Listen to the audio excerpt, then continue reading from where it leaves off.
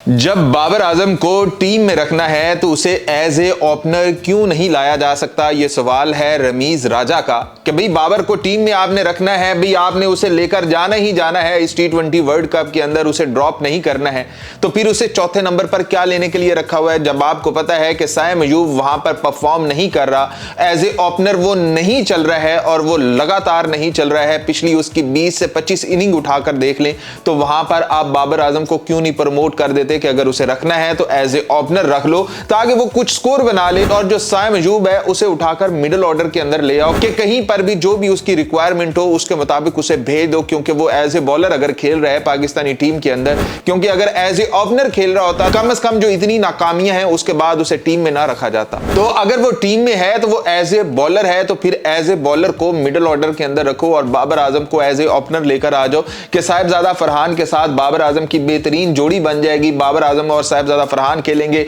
One down आपका सलमान अली आगा आ जाएगा, और उसके बाद अगर आपको किसी चीज को फिट इन करने की जरूरत है तो वो फखर जमान है आपका, आप वहां पर फखर जमान करो और जो साइम अयूब है इसे उठाकर ऊपर ले जाओ, क्योंकि आपने एज ऑलराउंडर कितने खिलाने, मतलब आपने मोहम्मद नवाज को भी खिलाना है, आपने शादाब खान को भी खिलाना है, आपने फहीम अशरफ को भी खिलाना है, आपने साइम अयूब को भी खिलाना है, सिर्फ इसलिए कि ये बॉलिंग भी कर लेते।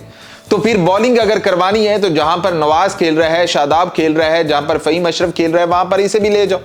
कि वहां पर जाकर ये भी अगर टुल्ले मार सकता है, कुछ छक्के चुक्के मार देगा तो सही है, पाकिस्तान के लिए बेनिफिट हो जाएगा। वरना ये जो पावर प्ले के अंदर कर रहा है कि जैसे ही आता है विकेट देकर चला जाता है और पाकिस्तानी टीम के ऊपर प्रेशर बन जाता है, पाकिस्तानी टीम उस प्रेशर से निकल नहीं पाती है। सलमान अली आगा आता है, सलमान अली आगा भी वही कोशिश करता है कि किसी ना किसी तरीके से इस प्रेशर को खा जाओ। आपने जिस तरह से कल के मैच के अंदर देखा कि पाकिस्तान पहले 10 ओवर के अंदर जैसे ही सरवाइव कर जाता है तो बाबर आजम की जरूरत ही नहीं पड़ती है कि बाबर आजम को आप भेजा जाए, वहां पर आप शादाब को भेजते हो, वहां पर आपको ख्वाजा नाफे चाहिए होता है, वहां पर आपको फखर जमान चाहिए होता है। तो बाबर आजम को जो चौथे नंबर पर रखा हुआ है सिर्फ इसलिए ही है कि जहां पर आप कोलैप्स कर जाओ, आपकी 3 विकेटें जल्दी से गिर जाएं, चौथे 5वें ओवर के अंदर गिर जाएं, फिर बाबर आजम आ सकता है, वरना बाबर आजम के आने की जरूरत नहीं है। तो या तो उसे रखना है तो एज ए ओपनर रखो, नहीं तो उसे टीम से निकाल कर कुछ और अगर आपने शामिल करना है तो वो कर लो, और साइम अयूब को एज ए ओपनर ना लेकर आओ अगर आपने सुपर 8 के अंदर सरवाइव करना है। जबकि पाकिस्तान का फखर जमान भी होना चाहिए, जबकि पाकिस्तान का बाबर आजम भी होना चाहिए, ये दोनों बेहतरीन है न्यूजीलैंड के खिलाफ। आपका सुपर 8 के अंदर पहला ही मुकाबला न्यूजीलैंड के खिलाफ है,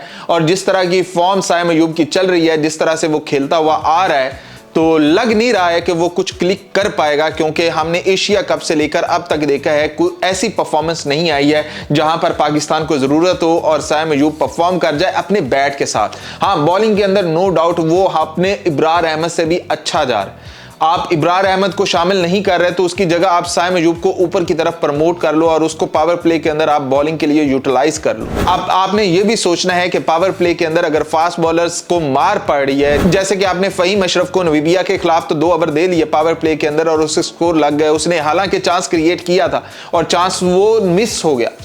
तो क्या न्यूजीलैंड टीम सैफर्ड वगैरह आपके फहीम अशरफ को जाने देंगे? वो बहुत धोएंगे। तो वहां पर आपने किस प्लान के साथ जाना है? क्या पावर प्ले के अंदर फहीम अशरफ के 2 ओवर करवाने हैं, फहीम अशरफ को रखना है, as a power hitter Faheem Ashraf को रखना है, as a bowler Faheem Ashraf को रखना है, क्या करना क्या है? तो ये डिसाइड करना होगा। पाकिस्तान ने सुपर 8 भाई आने ही वाला है, कुछ दूर नहीं है, 21 तारीख को पाकिस्तान के ही पहला मैच है। तो अब देखते हैं कि पाकिस्तान तब तक क्या फैसला करता है। रमीज राजा की तो यही बात है कि बाबर को ओपनर ले आओ, साइम को मिडिल ऑर्डर के अंदर ले जाओ। क्या कहते हैं, ऐसा करना चाहिए पाकिस्तान को?